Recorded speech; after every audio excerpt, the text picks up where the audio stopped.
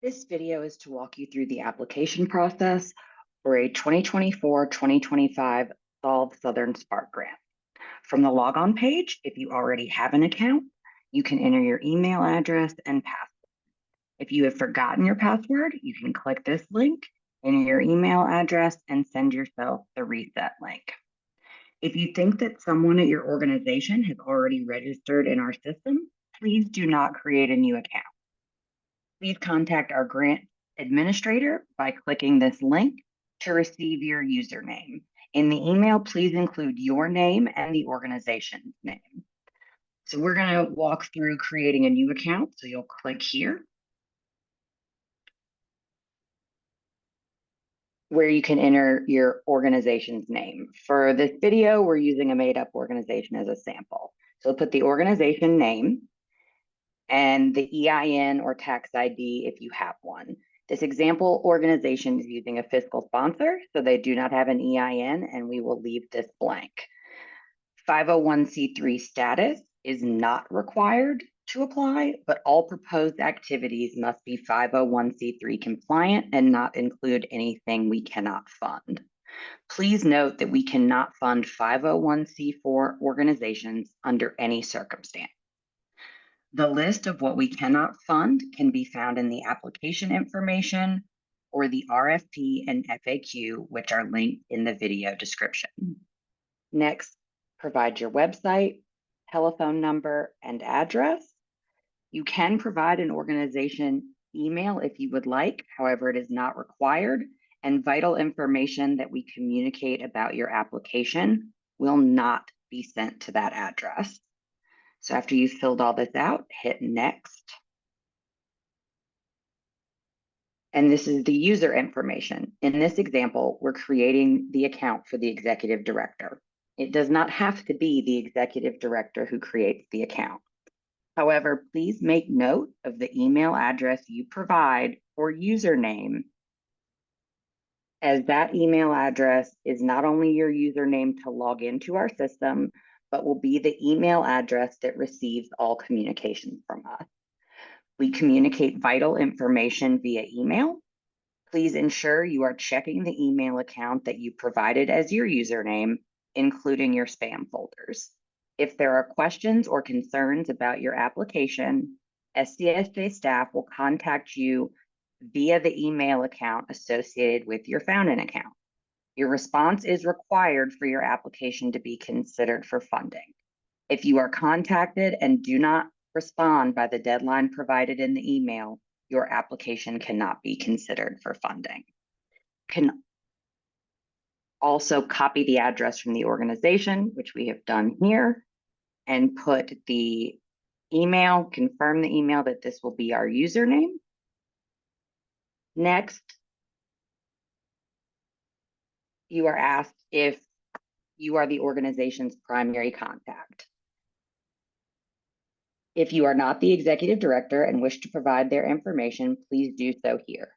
Their information will be added to your account. However, the username will remain the email address you provided in user information, and the vital communications will go to that email address, not the primary contact.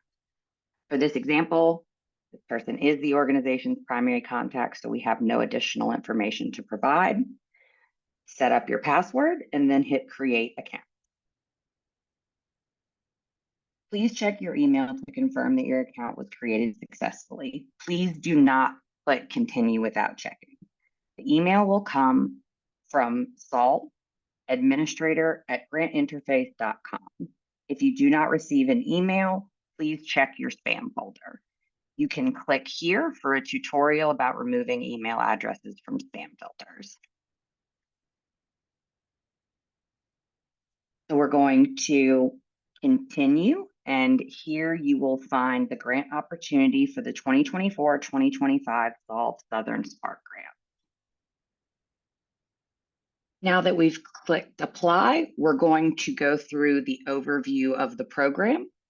Please be sure to read through this very carefully before submitting your application, as it contains important information about the program, including what we can and cannot fund. And as a reminder, We communicate vital information via email, so please be checking the account that is used for your username. Eligibility. To be eligible for the 2024-2025 Solve Southern Spark Grant Opportunity, applicants must meet all of the following criteria. Organized for equitable and inclusive representation with historically underrepresented communities. Possess a vision of how voting rights advance social, economic, racial, political, and environmental justice. Be led by Black, Latinx, Hispanic, Indigenous, API, queer and trans, rural, low wealth, and or working class communities. Leadership is defined as individual members of these communities who hold decision-making authority over the applicant's priorities. Examples of decision-making roles could include executive directors, founders, presidents, board members, an advisory council, and or group leaders. Have an annual operating budget under $1 million. Please note that we are asking for the annual operating budget of your entire organization, not a specific program or project. And you must be located in the Solve states of Alabama, Georgia, Florida, Louisiana, Mississippi, North Carolina, South Carolina, Tennessee, Texas, or Virginia. Our funding priorities. We will prioritize supporting organizations or groups that meet one or more of the following criteria. A project proposal that focuses on civic engagement, specifically civic participation. A project proposal that focuses on building infrastructure for election protection efforts for the 2024 general election. Groups that have an existing civic engagement project serving historically underrepresented populations that could be expanded and bolstered with additional funding. Solve network members and previous Solve grant recipients and applicants. What we fund. These grants are intended to support projects focused on increasing civic participation and civic engagement in historically underrepresented communities. With anti-democratic efforts on the rise and given the need for increased civic engagement and election protection activities, we are most interested in projects that do the following. Support communities in becoming civically involved and projects that support communities in their fight for the right to have their votes counted and their right to vote protected. Projects that use advocacy, education, organizing, mobilization, and or communication strategies to promote civic participation and engagement in underrepresented communities. Projects that aim to help ensure that voters feel safe from harassment and intimidation at the polls, and projects that aim to ensure that people understand what is needed to cast a ballot. Examples of potential fundable eligible projects include training community members to be poll observers or canvass monitors. Another example would be a community education initiative that provides information to voters about voters' rights at the polls, how voters can obtain assistance should they need it while voting, and or the materials necessary for a voter to cast a ballot. Another example is an education project about voter ID requirements, or a communications campaign about the importance of voting and building the habit of voting in each election. These are just a few examples of potential projects and are not an exhaustive list of projects that may be funded. These examples and a few others can be found in our RFP or FAQ document linked in the description for this video. What we cannot fund. 501c4 organizations, regardless of the activity of the project. Projects that include any voter registration activities. If your group or organization engages in voter registration as a part of its work, you are not excluded from applying. This grant will only fund the activities described in your project proposal, so your group or organization's other programmatic work will not affect your eligibility for a Southern Spark grant. We welcome you to submit a project proposal that does not include voter registration activities or any mention of associated voter registration activities, even if you are not requesting funding for those. If your application includes anything about voter registration, it cannot be considered for funding. We also cannot fund projects that include lobbying, political, or partisan activity. While we cannot fund lobbying, political, and/or partisan activity under any circumstance, there are a number of electoral activities that we can fund. All project activities must be educational and to encourage civic participation. They must be nonpartisan and not include endorsements of candidates or parties, and not take any stance on specific legislation, policies, and/or ballot measures. Additionally, project activities cannot directly or indirectly tell people how to vote or for whom to vote.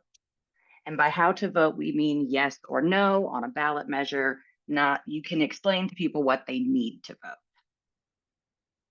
If your project activities include candidate education, candidate forums, and/or candidate meet and greets, which are allowed, they must be nonpartisan and in compliance with IRS guidelines regarding candidate contact during an election year. For more information, please see our FAQ document linked in the video description. We also cannot fund projects with indirect costs equal to or greater than direct costs. Direct costs are expenses specific to the project, while indirect costs are expenses required to run the organization as a whole. We also cannot fund projects that focus exclusively on direct services without a civic engagement or participation component. For example, we are unable to fund a food drive. However, we could fund a food drive that also includes a voter education element. We cannot fund organizations or groups who are current legal clients of Southern Coalition for Social Justice. We cannot fund organizations, groups, and/or projects that are based outside of all 10 states listed here. We cannot fund organizations or groups that do not meet the eligibility requirements. We cannot fund Solve Leadership Council member organizations. And finally, we cannot fund current or previous Solve grantees that are not in good standing with their current or previous grant. Good standing means that for the 2022 Southern Movement Grant, the 2023 Southern Spark Grant, or multiple grants were/are in compliance, and that all grant reporting is complete and current. Compliance means meeting all grant agreement terms and conditions. Further information on what we cannot fund can be found in our FAQ document linked in the video description. The timeline: the application window opens on May 28th, 2024, and the application window closes on June 17th, 2024 at 11:59 p.m. Central Standard Time. Applications will not be accepted after this date. So on to applicant information, filling out the application itself. Applicant name, so we've put in, for the purposes of this video, NC Civic Engagers. We have provided the mission statement of this organization. And we have put in the annual operating budget for the organization of $50,000. Please note, we are asking for your entire organization's annual operating budget, not the program and/or project budget. If your organizational annual operating budget is over $1 million, regardless of the program or project budget, you are not eligible for this funding opportunity. Next, we ask you to please confirm the applicant contact.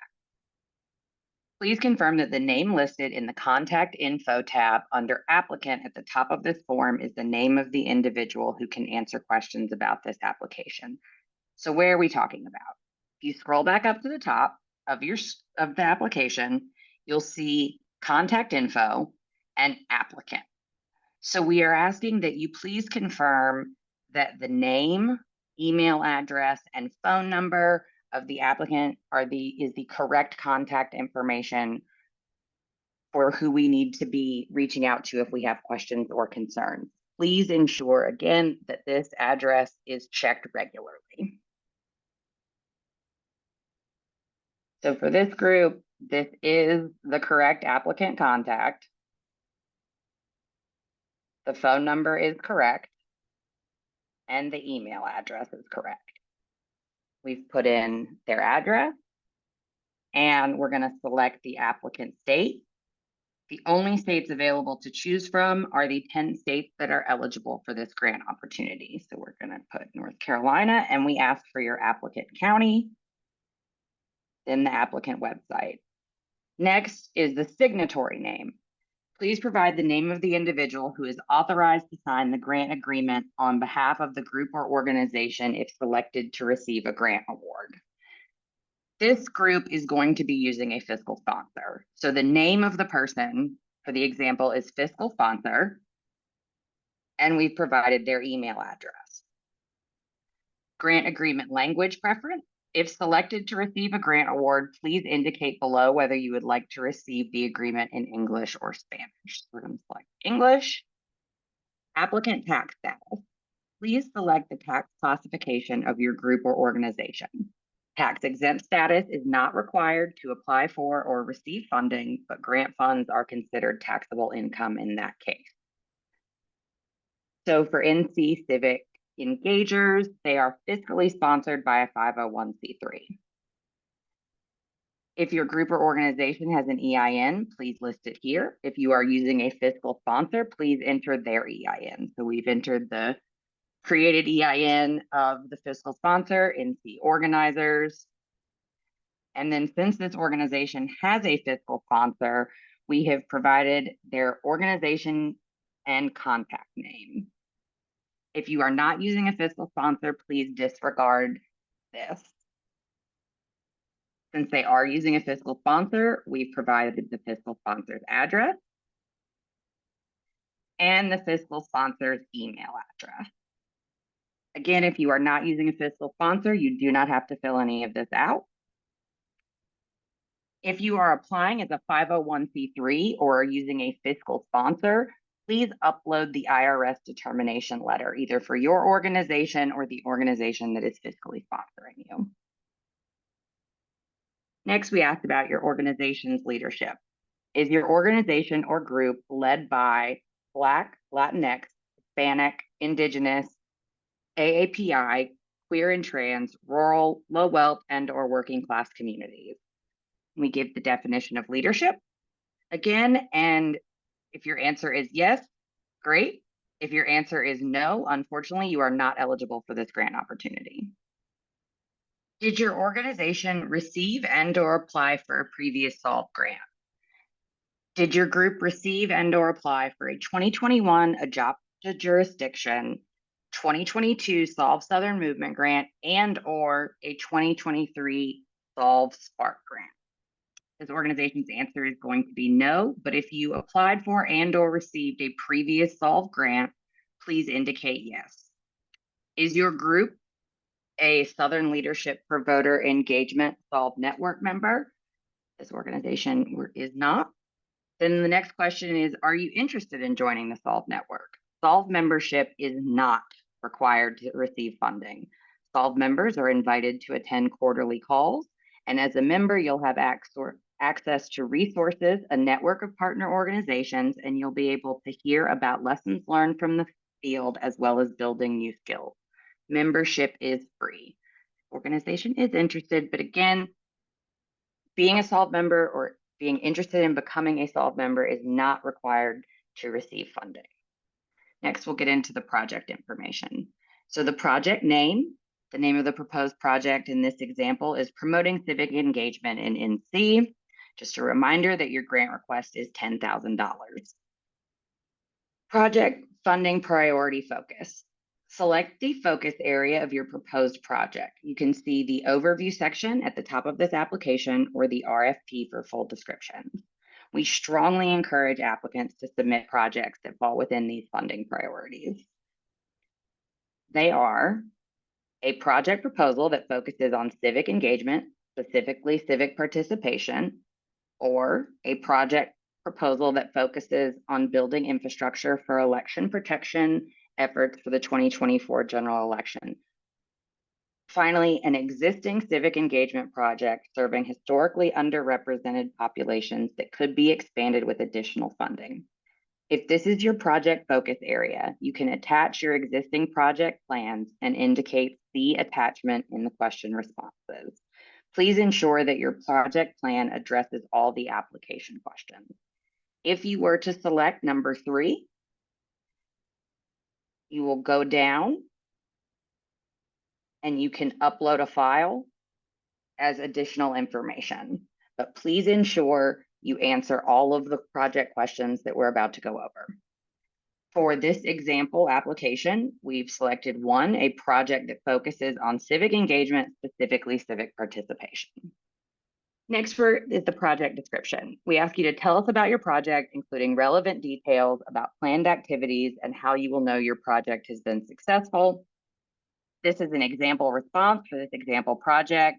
Their focus is going to be supporting communities in their fight for the right to have their votes counted and their right to vote protected. This is going to be done through a community education project, which will provide information to voters about what they need to cast a ballot and their rights at the polls.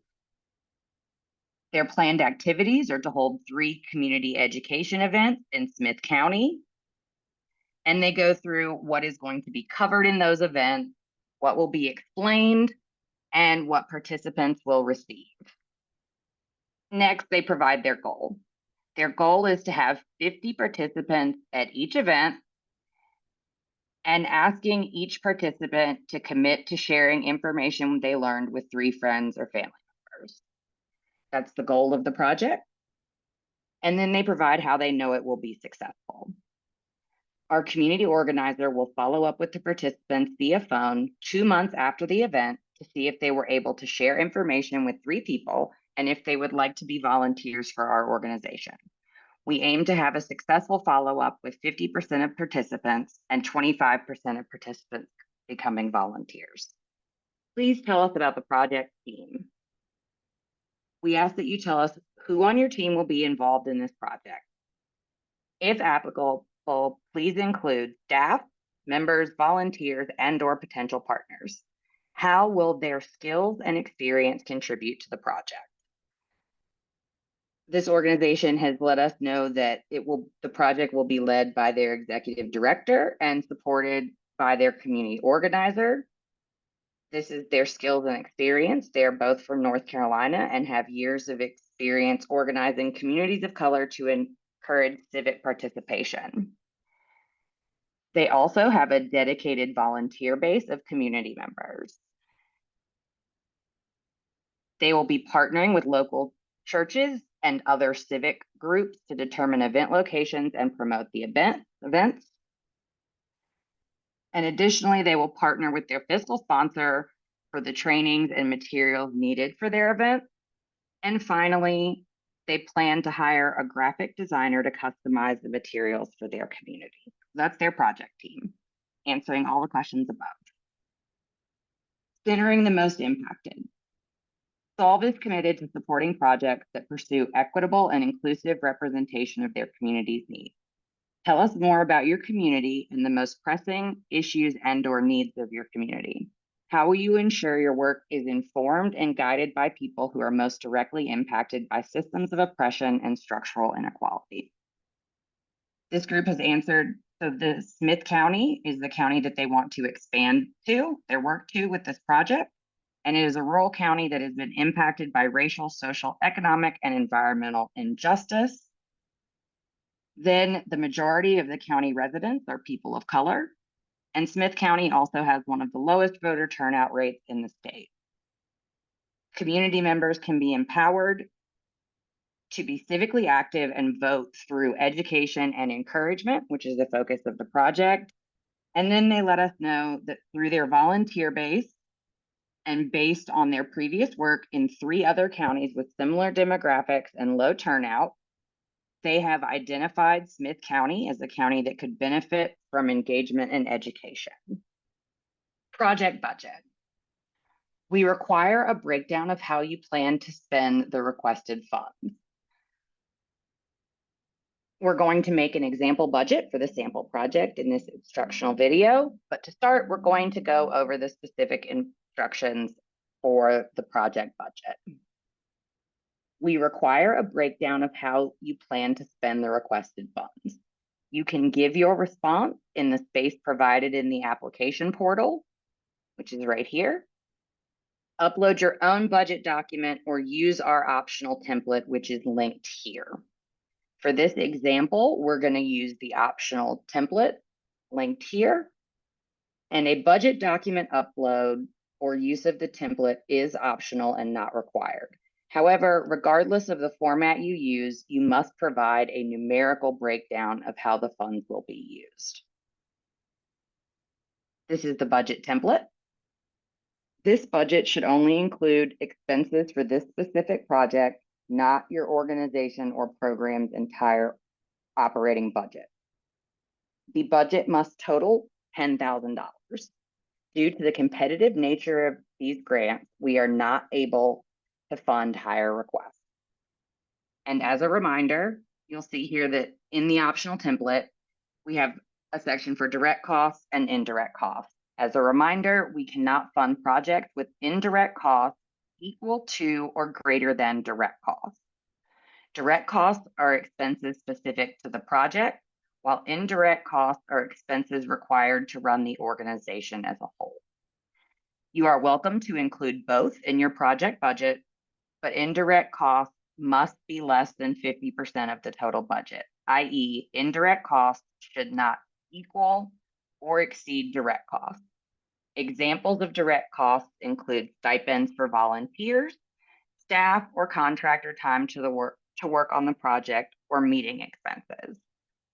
Printed or other materials, for example, flyers, food, and water for events specific to the project are also considered direct costs.